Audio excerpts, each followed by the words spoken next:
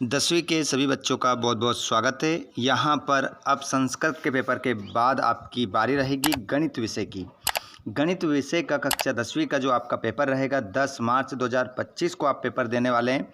तो यहाँ पर हम पेपर का पूरा सॉल्यूशन यहाँ पर हम देखेंगे। हाई स्कूल मुख्य परीक्षा वर्ष 2025 गणित का पेपर भी आपका 75 अंक का रहेगा। यहाँ पर आप लोगों के लिए संपूर्ण सॉल्यूशन 2 दिन पहले ही लेकर आ चुके हैं। पेपर का पूरा हल मध्य प्रदेश बोर्ड परीक्षा पेपर कक्षा 10वीं विषय गणित। आइए प्यारे बच्चों, तो बिना देर किए हम स्टार्ट करते हैं पहले प्रश्न से। संपूर्ण सॉल्यूशन यहाँ पर हम देखेंगे। और अगर आपने अभी तक चैनल को सब्सक्राइब नहीं किया है तो सभी विद्यार्थी चैनल को ज़रूर सब्सक्राइब करें और घंटी की बटन को ऑल पर अवश्य कीजिएगा। चलिए तो स्टार्ट करते हैं हम पहले प्रश्न से। पहला प्रश्न आपकी स्क्रीन पर आएगा। यहाँ पर आप देखेंगे कि यहाँ पर सही विकल्प चुनकर लिखिए। पहला क्वेश्चन है, सही विकल्प चुनकर लिखिए। बताइए प्यारे बच्चों, 96 और 404 का HCF होगा। तो यहाँ पर आपका करेक्ट आंसर हो जाएगा 4 आपका सही उत्तर यहाँ पर आप लगाएंगे। दूसरा क्वेश्चन देखेंगे, किसी पूर्णांक m के लिए प्रत्येक समपूर्णांक का रूप होगा। तो किसी पूर्णांक m के लिए प्रत्येक समपूर्णांक का रूप होगा। तो आंसर हो जाएगा आपका 2m आपका सही उत्तर हो जाएगा। अगले प्रश्न को आप देखेंगे, बहुपद x की घात 2 -3 के शून्यक होंगे। तो यहाँ पर आपका आंसर हो जाएगा √3 माइनस रूट के अंदर 3 आपका सही उत्तर होगा। ध्यान रखिएगा, same to same question paper में आते हैं, तो आपको यही आंसर लगाना है। अगला प्रश्न देखेंगे, यदि द्विघात बहुपद ax की घात 2 + bx + c के शून्यक अल्फा व बीटा हो तो अल्फा डॉट बीटा का मान होगा। तो यहाँ पर c/a आपका आंसर हो जाएगा। अगले प्रश्न को आप देखेंगे, जब a1/a2 बराबर b1/b2 बराबर c1/c2 हो तो समीकरण निकाय a1x + b1y + c1 बराबर 0 तथा a2x + b2y + c2 बराबर 0 है। तो इसके आपके अनंतः अनेक हल होंगे। इस समीकरण को आप अलग करोगे तो निकल कर आएगा, अनंतः अनेक हल होंगे इसके।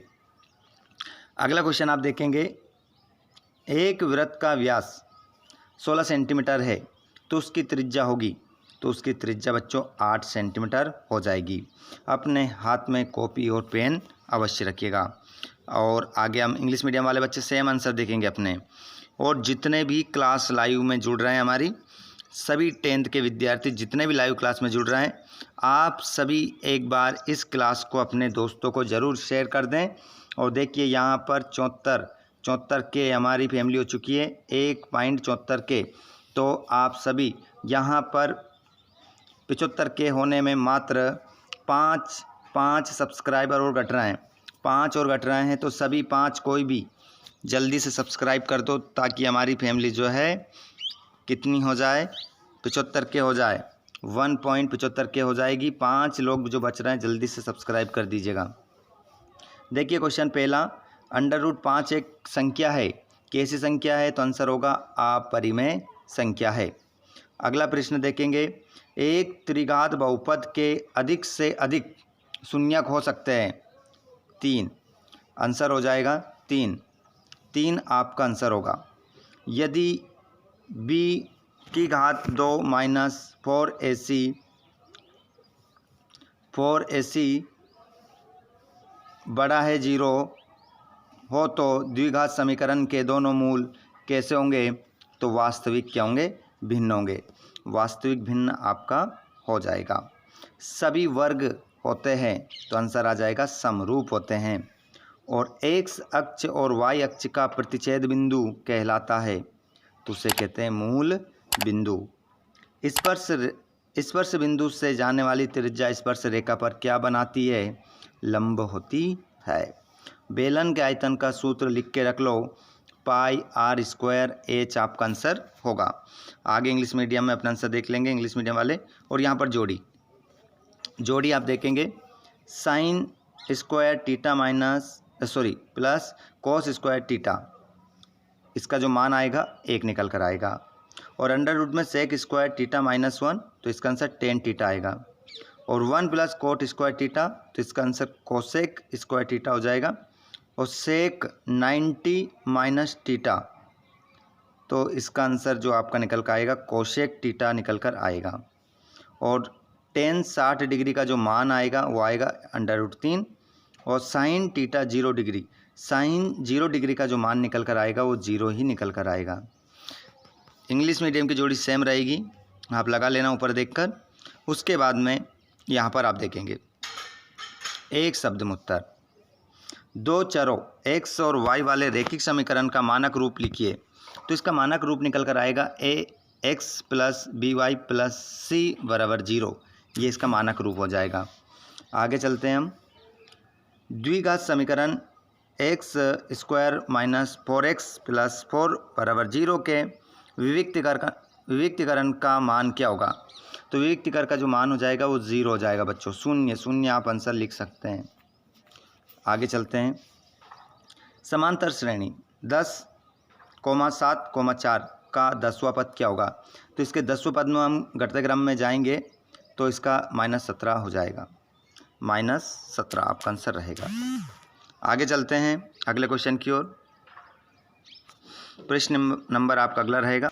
अगले प्रश्न को अगर आप देखेंगे यहाँ पर, समकोण त्रिभुज प्रमेय का नाम लिखो। समकोण त्रिभुज प्रमेय का जो नाम लिखो तो उसका नाम हो जाएगा पाइथागोरस प्रमेय।